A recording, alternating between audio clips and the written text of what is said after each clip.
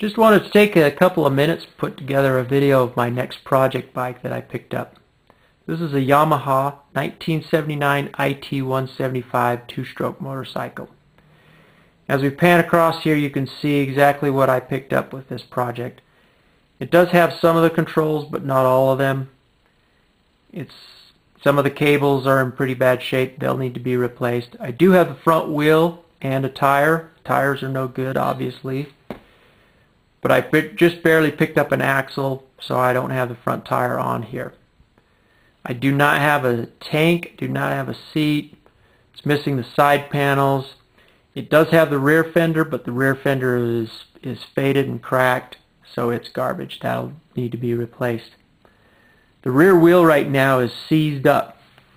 I did pull that king nut off the axle, gave that a little tap, and it does move.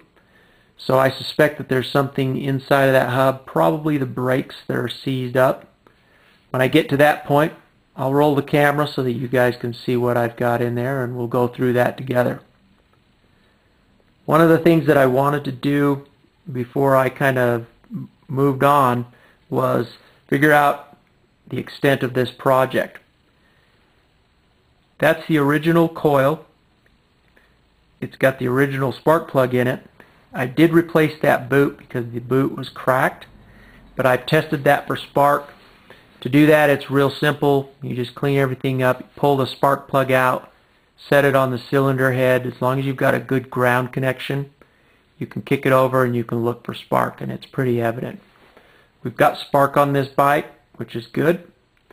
The other thing that I had to do, which took a little bit more work, I didn't videotape it, but I had to essentially replace the carburetor. The original carburetor metal was pitted. Looked like it was probably fatigued in a couple of places, and the worst part of it was that the throttle valve was completely seized.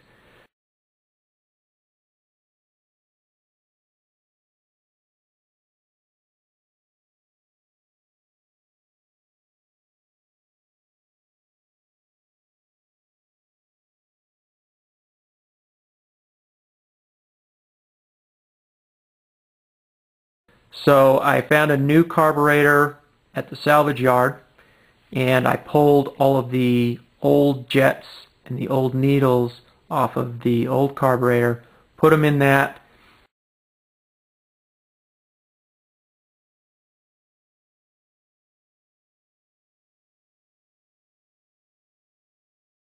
and I hooked that carburetor up tonight, put some pre-mixed gas in there.